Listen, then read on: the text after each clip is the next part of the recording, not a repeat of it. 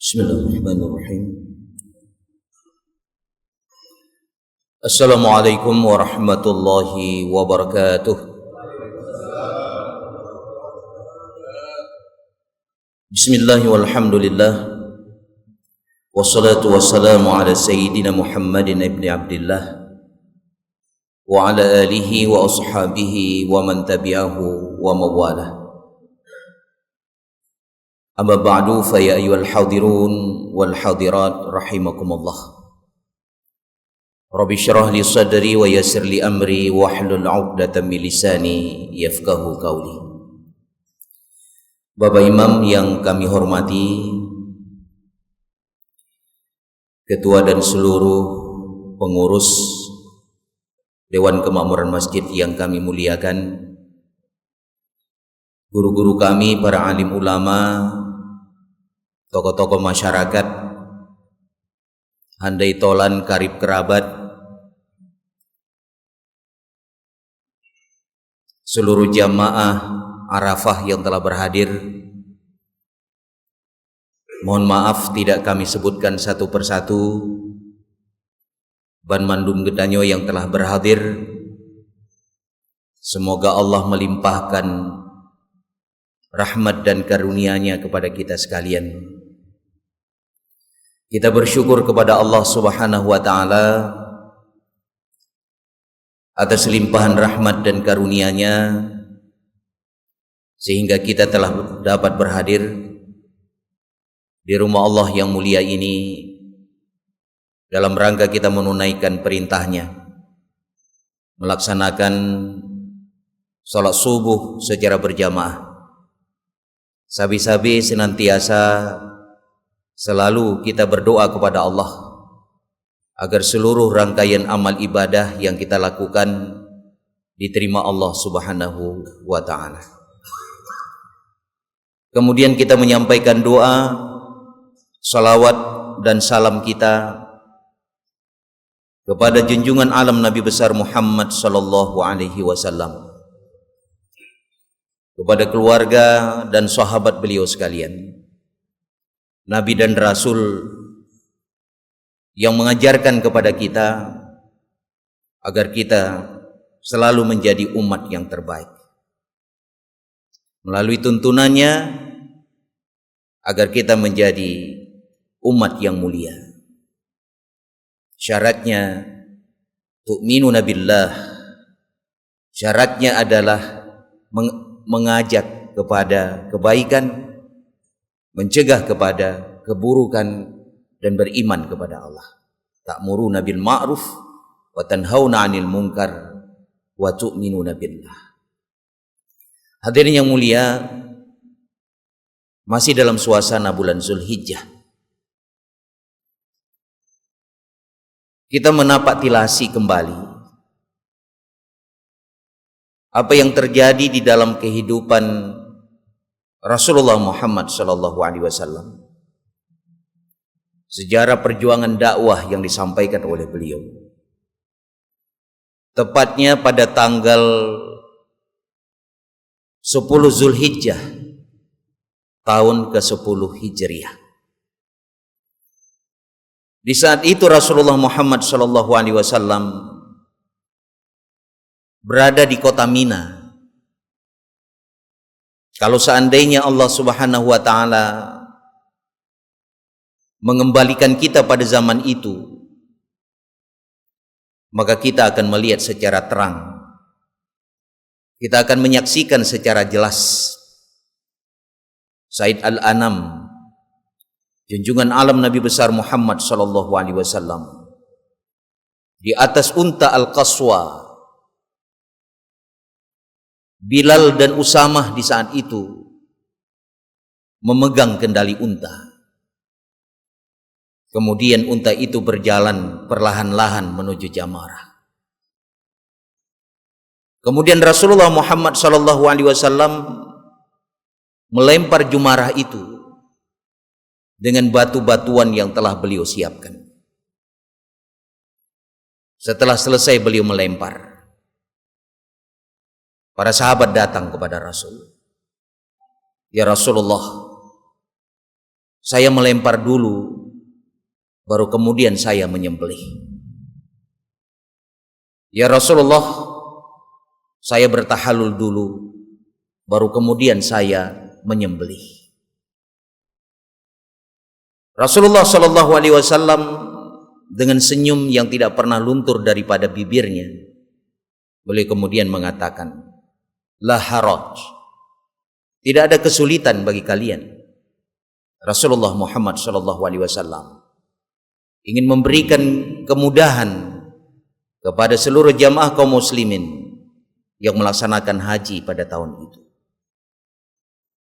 Hadirin yang mulia, seandainya Allah Subhanahu wa taala mengembalikan kita pada zaman itu, maka kita akan menyaksikan bagaimana Rasulullah Muhammad sallallahu alaihi wasallam memotong rambutnya yang suci. Para sahabat memperebutkan rambut Nabi yang suci itu. Kita akan menyaksikan Abu Talhah Al-Ansari. Beliau membagi-bagikan rambut Nabi yang suci itu kepada sahabat-sahabatnya yang lain. Sang panglima perang yang terkenal, Khalid bin Walid, dengan perjuangan yang luar biasa, himpitan manusia yang berdesakan, beliau bisa melepaskan diri dari himpitan itu. Kemudian dia mendapatkan sehelai rambut Nabi, kemudian dia abadikan secara rapi. Kita juga akan menyaksikan Rasulullah Shallallahu Alaihi Wasallam menuju ke sebuah masjid yang sangat bersejarah di kota Mina.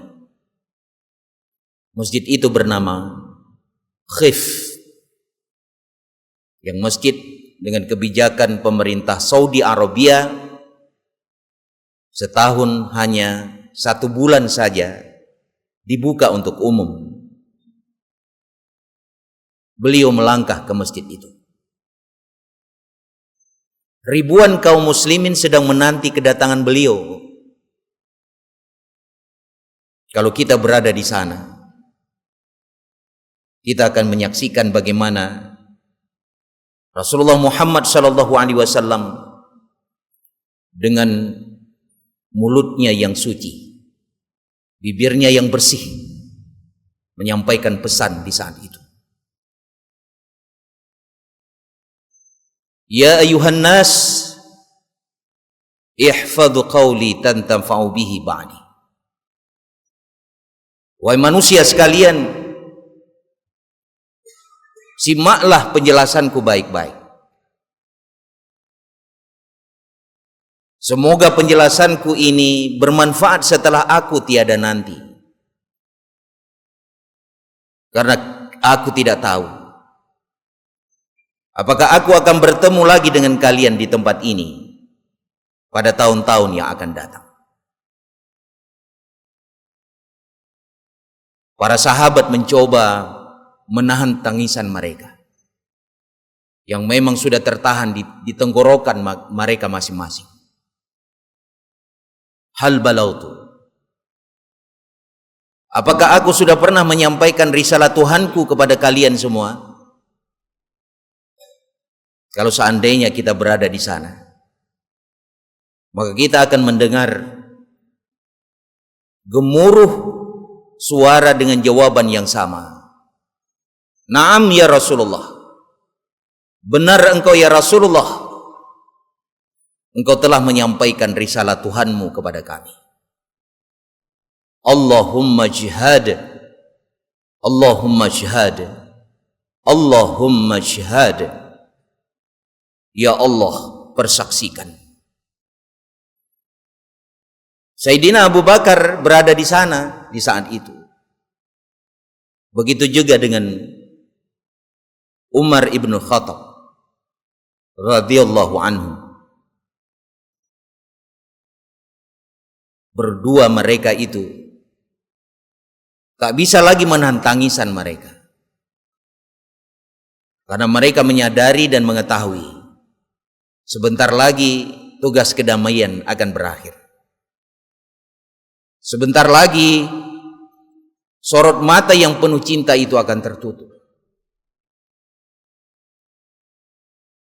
Kemudian Rasulullah di saat itu melanjutkan khutbahnya, melanjutkan wasiatnya. Balligh sahibul ghaib. Sampaikan ini kepada orang-orang yang tidak hadir. Ayyu yaumin hadza. Tahukah kalian hari apa saat ini? Wa ayyu syahrin hadza. Bulan apa ini? Bulan yang suci. Fa ayyu baladin hadza. Nanggro puanya, nanggro yang suci. Sesungguhnya harta kalian, nyawa kalian, kehormatan kalian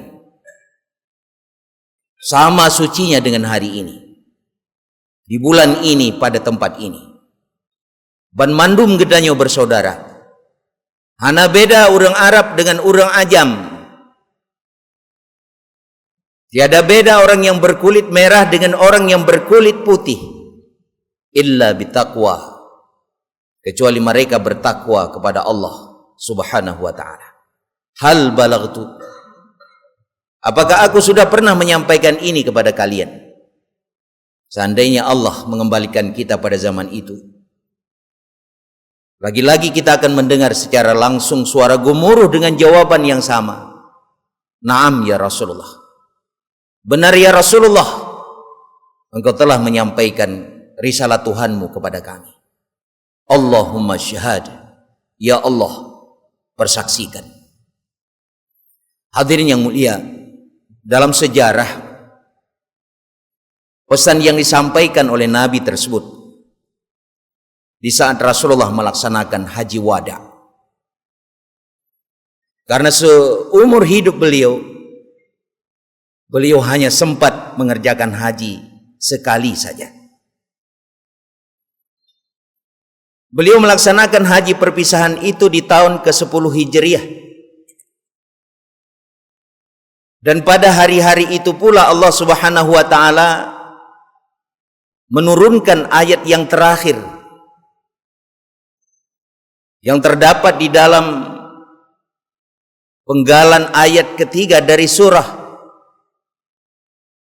Al-Maidah. Al-yawma akmaltu lakum dinakum wa atmamtu alaikum ni'mati wa raditu lakum Islam madina. Allah Subhanahu wa ta'ala di hari itu menyampaikan ayat yang terakhir. Hari ini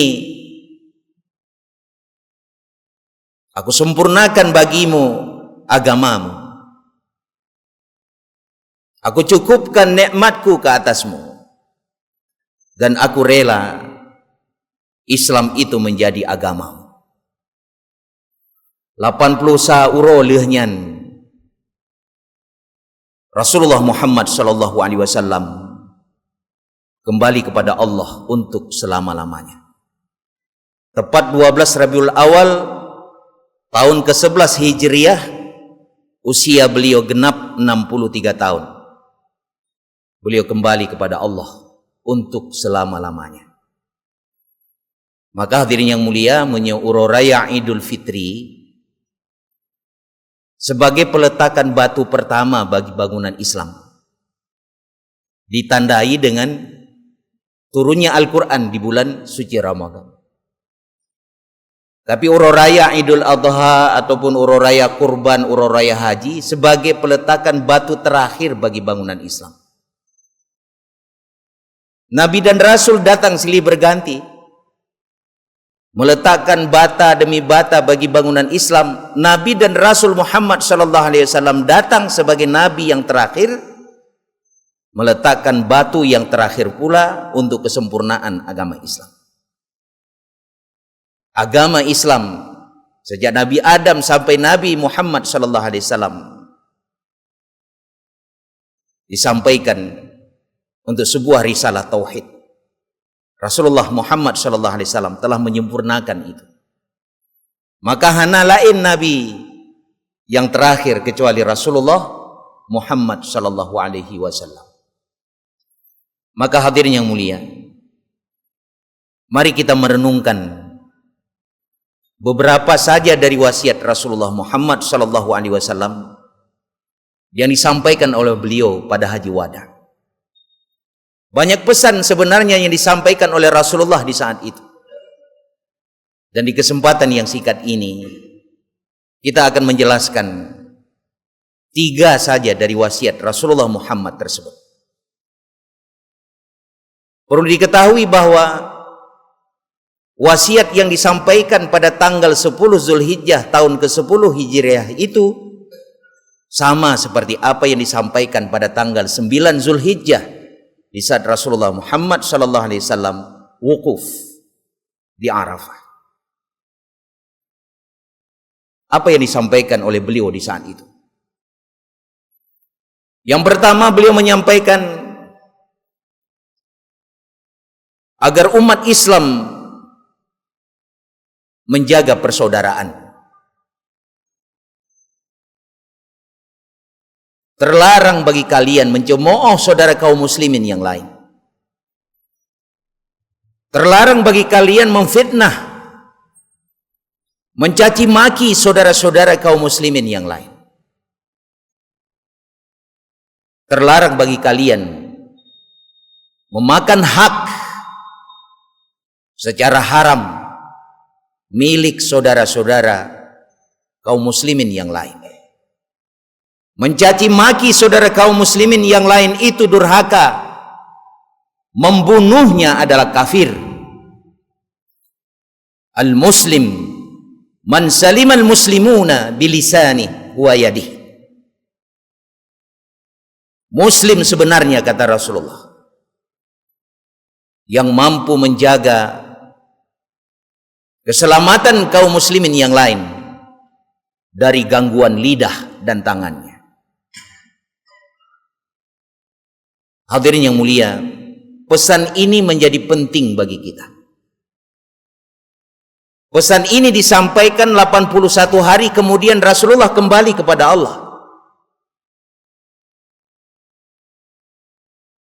Maka bagi kita yang hari ini mengaku cinta kepada Rasulullah, indahkan wasiat ini, amalkan di dalam kehidupan kita.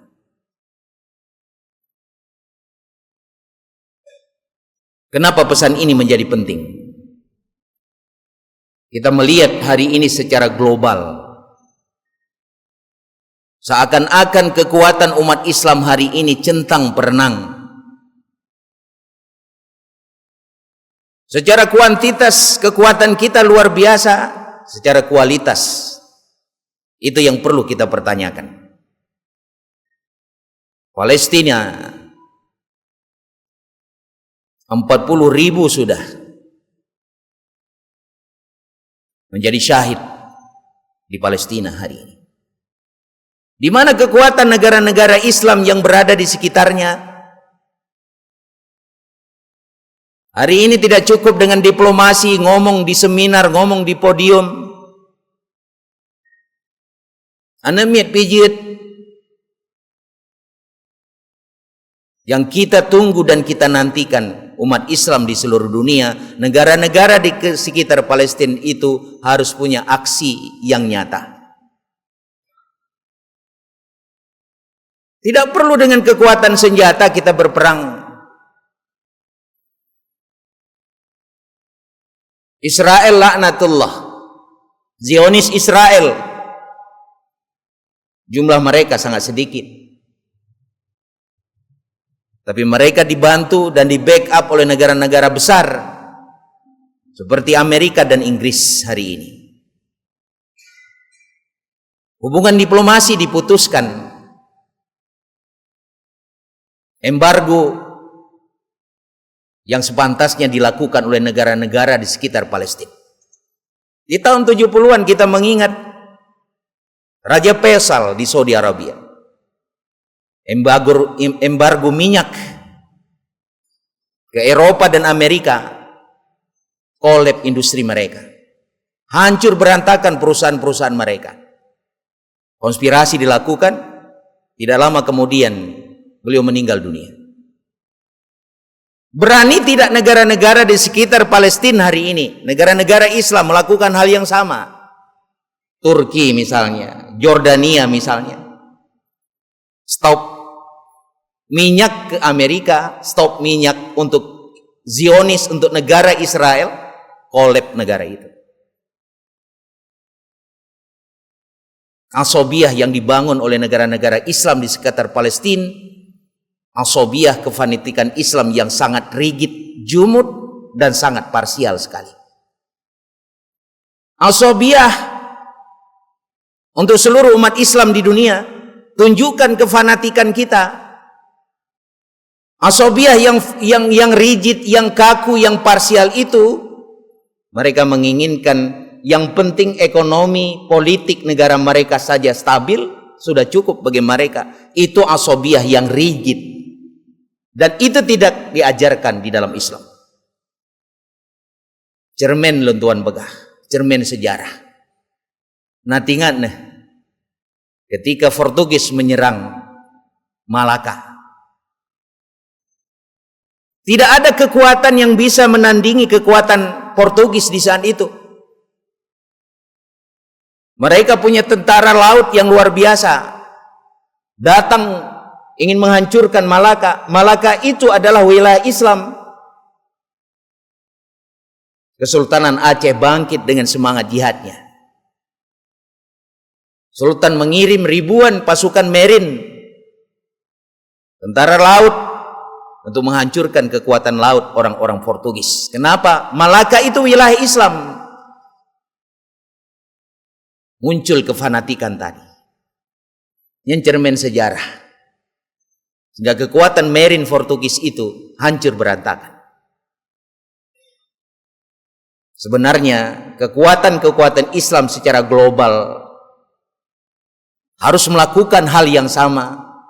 Kemudian diplomasi diputuskan, embargo ekonomi dilakukan.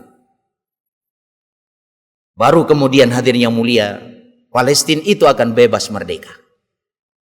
Cuman yang penting bagi kita hari ini, hikmah di balik itu. Allah Subhanahu wa taala dengan kadarnya telah menetapkan agar di bumi Palestina itu banyak orang-orang yang menjadi syuhada di sana. Ramsilannya lagi urung pegat masjid hana lele narenggu. Kan han gepeleh le panitia agar ada banyak orang yang bersedekah. Itu hikmah daripada itu. Maka menyegepeleh laju Palestina menjadi merdeka, tidak akan banyak orang yang syahid di sana. Maka sabi-sabi lagi geperno oleh ulama gi doa, ya Allah bangkitkan kami nanti bersama dengan orang-orang salih, bersama dengan para syuhada.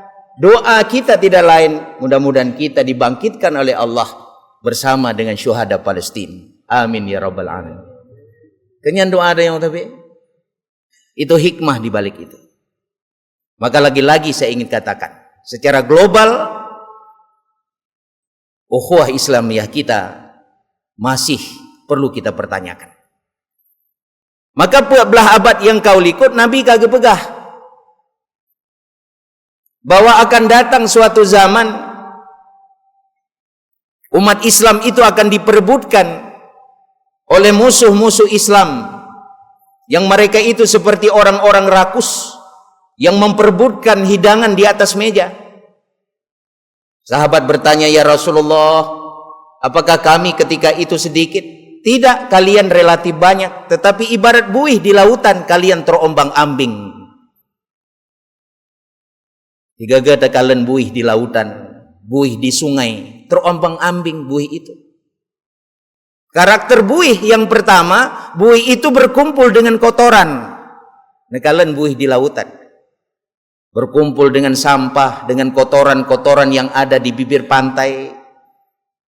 Itu karakter buih. Karakter buih yang kedua, dia tidak pernah tahu kemana arus membawa dia, terombang-ambing. Itu tamsilan Rasulullah 14 abad yang lalu melukiskan kita di saat ini. Begitulah keberadaan umat Islam, terombang-ambing di bawah arus ibarat buih di lautan. Kemudian Rasulullah Shallallahu Alaihi Wasallam mengatakan lagi, dihilangkan dalam hati musuh kalian itu rasa takut, karena kita sudah menjadi buih, musuh-musuh Islam tak akan lagi takut kepada kita. Dengan sebab itu Allah cabutkan rasa takut dalam hati musuh-musuh kalian, musuh-musuh umat Islam. Kemudian dicampakkan dalam hati kalian itu wahan. Sahabat bertanya, ya Rasulullah, ma huwa wahan? Apa itu wahan? Hubbud dunya wa karahatul maut. Kalian cinta kepada dunia, takut kepada mati. Cinta kekuasaan, cinta jabatan, cinta harta, cinta keluarga yang membuat kalian takut kepada mati, tidak mau berjihad. Itulah kondisi kita hari ini. Tak terkecuali di Aceh. Tak kalian buat media sosial, bahasa-bahasa anak-anak kita yang menggunakan media sosial memiriskan hati. PKI dikeluarkan dari mulutnya, sesat, kafir ketika mereka berbeda dengan dia. Hindari ucapan itu, hadirin yang mulia. Itulah yang memecah belahkan kekuatan umat Islam di Aceh. Baktalah bacut lagi PKI ji. Itu bahasa-bahasa yang bisa merenggangkan ukhuwah kita. Sesat ji. Lebih-lebih ada yang mengatakan dia kafir. Kepegah oleh Nabi so yang kafir kepada kaum muslimin, kepada saudaranya kaum muslimin, dia yang kafir. Nyuta jaga akidah, hadirin yang mulia. Baik mudah kemudian kita keluarkan kata-kata kafir, sesat dan sebagainya. Lagi-lagi kata-kata dan ucapan itulah yang merenggangkan hubungan kita. Rasulullah Shallallahu Alaihi Wasallam mengajarkan toleransi, mengajarkan tasamuh. Malah Rasulullah Muhammad Shallallahu Alaihi Wasallam dengan kepemimpinan beliau di kota Madinah, beliau juga melindungi non-Muslim di sana. Rasulullah bermuamalah dengan orang-orang non-Muslim.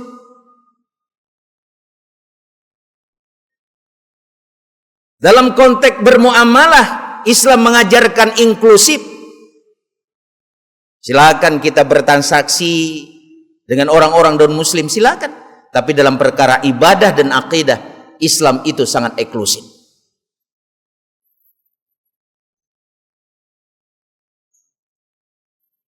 Umat Islam dengan non-Muslim di Aceh itu tidak ada permasalahan. Dalam sejarah kita baca tidak pernah terjadi konflik Islam dengan non-Muslim di Aceh ini. Tapi persoalannya adalah konflik sesama kaum muslimin. Itu yang kerap terjadi di dalam kehidupan kita. Berbeda silakan, tetapi tetap dalam bingkai ukhuwah Islamiyah. Dengan sunnatullah Allah Subhanahu wa taala memang menciptakan kita berbeda-beda, tetapi dalam bingkai ukhuwah Islamiyah. Nyankah sunnatullah, hadirin yang mulia, kita datang dari latar belakang yang berbeda, kita lahir dari keluarga yang berbeda, wajar dan patut kita berbeda, tapi tetap dalam bingkai ukhuwah Islamiyah. November yang akan datang pilkada digelar, pasti kita akan berbeda dalam pilihan. Tapi lagi-lagi saya ingin mengatakan, beda pilihan itu silakan, tetapi dalam bingkai ukhuwah Islamiyah. Pengalaman kita pilkada-pilkada yang lalu menciri kekuatan kita. Dan begitulah kehendak demokrasi, tapi tetap dalam bingkai ukhuwah Islamiyah. Dalam keluarga, naputuh hubungan kadang-kadang melintir dengan tuan gara-gara beda pilihan.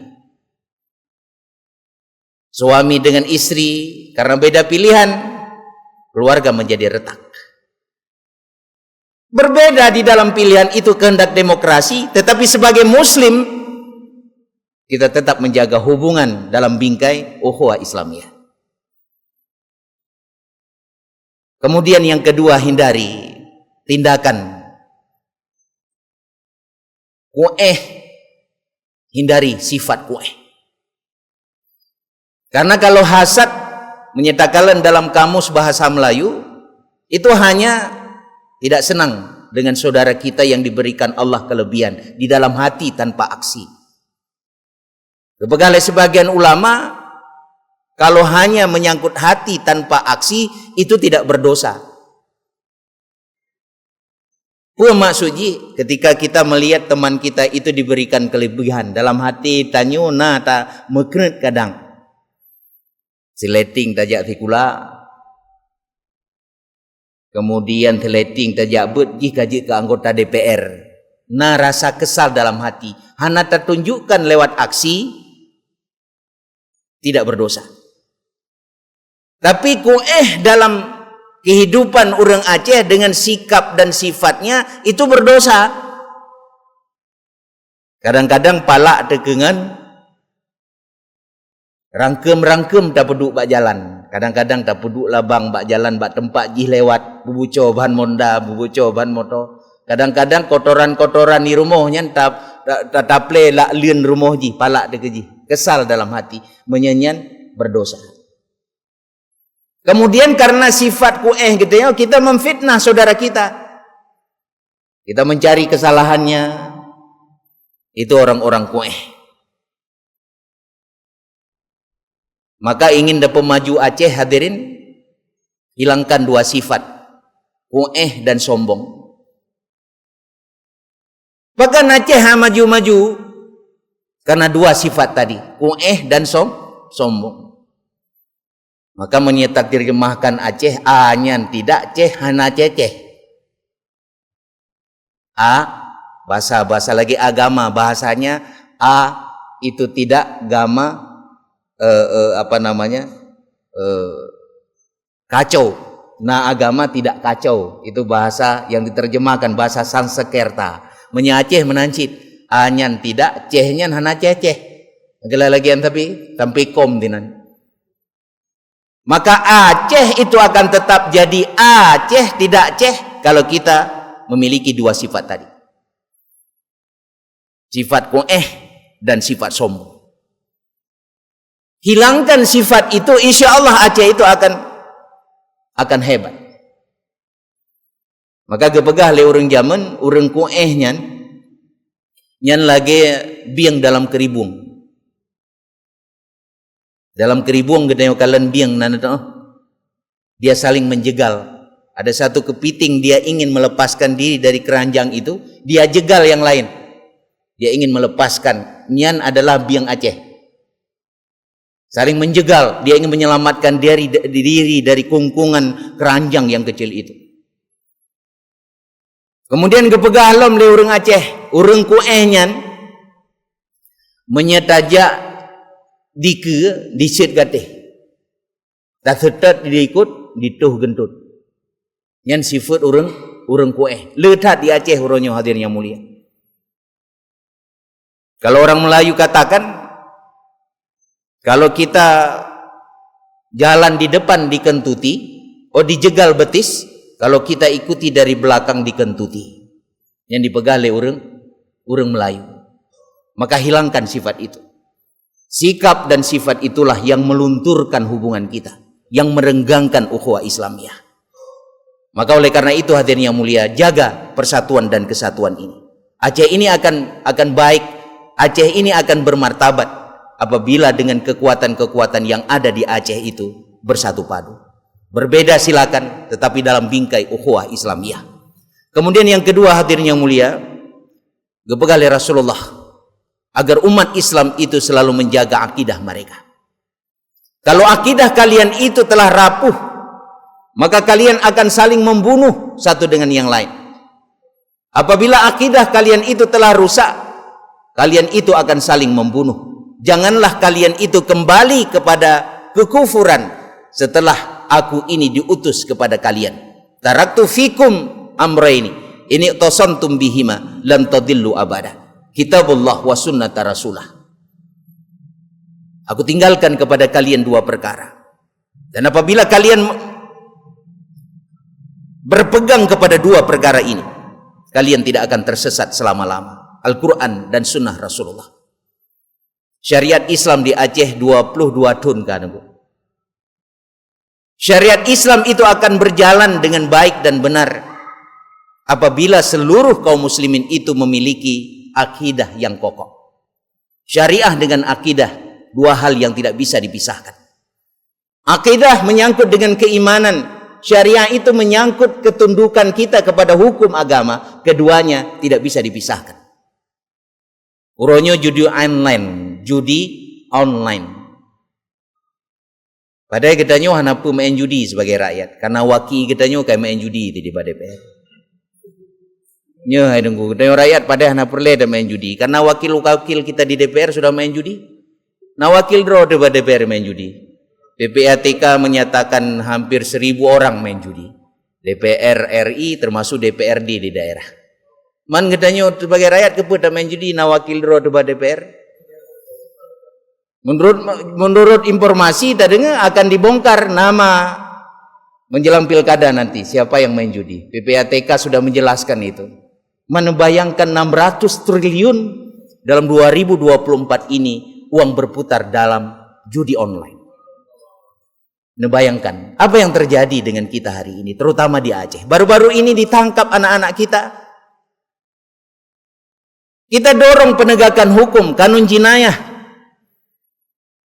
yang terbukti meyakinkan dan sah meyakinkan, mereka itu akan dicambuk 12 kali atau 120 gram emas sebagai denda atau 12 bulan penjara. Namun persoalannya bukan penegakan hukum. Praktek judi yang hari ini terbukti begitu merajalela di Aceh mencederai Aceh sebagai negeri syariat. Betul ya lagi lompega. Kan masalah penegakan hukum. Kita mendukung upaya aparatur hukum hari ini untuk penegakan hukum di Aceh, tapi bukan masalah itu. Hari ini dengan praktik online, judi online yang merajalela di Aceh mencederai Aceh sebagai wilayah syariah. Ada apa dengan Aceh hari ini? Belum lagi kita membongkar kasus-kasus yang terkait dengan narkoba. Luar biasa. Nah, praktek narkoba berosa. Mereka itu pesta narkoba di sebuah kafe di Banda Aceh, di wilayah Kecamatan Meraksa. Pengawasan perlu ditingkatkan, dimaksimalkan di Aceh, terutama di kota Banda Aceh. Yang kewajiban pemerintah kota, kewajiban imam mukim, kewajiban kepala desa, pengawasan dilakukan. Kita semua bertanggung jawab secara kolektif dengan syariat Islam. Pemerintah bertanggung jawab, orang tua bertanggung jawab, termasuk lembaga pendidikan bertanggung jawab. Buat himbauan tidak hanya masalah batas waktu, jangan di kafe pukul 12 malam. Putuskan wifi di kafe-kafe. Yang nekalan uronyo anemit gedanyo di kafe. Itu rata-rata mereka itu anak SMA. Cari barang gratis itu kesukaan mereka. Hanapu blo paket dijak bak kafe yang disediakan wifi, di sana mereka main game, dia habiskan waktu di kafe, di mana di sana ada layanan gratis wifi. Pemilik kafe, pemerintah juga berikan himbauan agar pemilik kafe tidak lagi menggunakan wifi. Getanyo na paket dro teh menyedajak bak warung atau bak kafe-kafe, tidak perlu wifi gratis. Maka ke depan kita mendorong pemilik kafe sekalipun juga harus dihukum karena mereka itu memfasilitasi judi online dan praktek-praktek maksiat yang lain. Kalau kita sepakat, sampaikan kepada pemerintah agar cabut izin usaha mereka. Kalau seandainya mereka melanggar himbauan pemerintah itu, behan gitu. Maka sekali lagi hadirin yang mulia, tanggung jawab kita bersama demi menyelamatkan Aceh hari ini. Hiban Islam 15 tahun yang akan datang, cermennya hari ini. Anak-anak gedanya hadirin yang mulia. Maka sabe-sabe lentuan pegah hadirin yang mulia. Belajar, ajarkan mereka ilmu agama. Kita salah mengurus anak dan mendidik. Kita dorong mereka mengejar prestasi dunia, jadi dokter, jadi politisi, jadi insinyur, tapi lupa kita mengajarkan agama bagi anak-anak kita. Tanamkan dulu perkara akidah, tanamkan dulu perkara tauhid, ajarkan fikih syariah, pagari kehidupan mereka dengan akhlak tasawuf, kemudian dorong mereka mengejar prestasi dunia. Jadi dokter kamu nak, jadi insinyur kamu nak, jadi politisi, jadi polisi, jadi tentara kamu nak, tapi mereka sudah punya bekal ilmu agama mereka. Maka itulah kehidupan kita nanti. Kalau hari ini generasi kita adalah generasi yang memiliki akhlakul karimah, generasi Qur'ani, begitulah Islam 10-20 tahun yang akan datang insya Allah.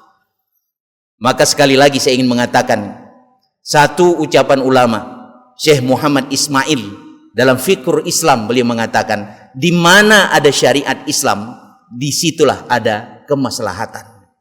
Kemudian yang ketiga, dan ini yang terakhir, Rasulullah menyampaikan wasiatnya kepada suami muslim, khusus kepada suami muslim. Kepegali Nabi bak masanya, wahai suami muslim, kalian itu punya hak atas istri kalian. Begitu pula istri kalian punya hak atas diri kalian. Hak kalian atas istri kalian, terlarang bagi istri kalian memasukkan lelaki-lelaki lain ke rumah kalian tanpa seizin kalian. Kalau mereka itu berbuat keji, berikan pendidikan dan pembinaan bagi mereka. Seandainya mereka mengulangi perbuatan yang sama, pukul mereka dengan pukulan yang tidak menyakitkan. Kalau mereka adalah orang-orang yang taat kepada Allah, cukupkan segala kebutuhan bagi mereka. Karena mereka itu amanah Allah dan wajib bagi kalian menjaga amanah itu. Berbuat baiklah kalian kepada istri-istri kalian. Kemudian Nabi kepegah dalam penghujung wasiatnya, lelaki yang mulia yang memuliakan istrinya, kemudian lelaki yang hina yang menghina-dinakan istri-istrinya. Jadi oleh karena itu hadirin yang mulia, pesan-pesan yang disampaikan oleh Rasulullah tersebut menjadi penting bagi kita. Kita mengindahkan pesan itu, dan yang sangat penting kita menjalankan di dalam kehidupan kita. Maka berbahagialah hati Rasulullah Muhammad SAW kalau kita sebagai orang yang mengaku cinta kepada Rasulullah menjalankan seluruh wasiat-wasiat beliau. Di antaranya kita menjaga persaudaraan, kita selalu memelihara akidah, kemudian kita senantiasa berusaha menciptakan keluarga yang mawaddah, yang rahmah, yang sakinah. Mudah-mudahan Allah Subhanahu wa taala meridai kita sekalian, dan kita juga berdoa kepada Allah kita tetap istiqamah di jalannya dan menegakkan kalimatul haq, la ilaha illallah Muhammadur Rasulullah. Hadanallahu yakum ajmain. Assalamualaikum warahmatullahi wabarakatuh.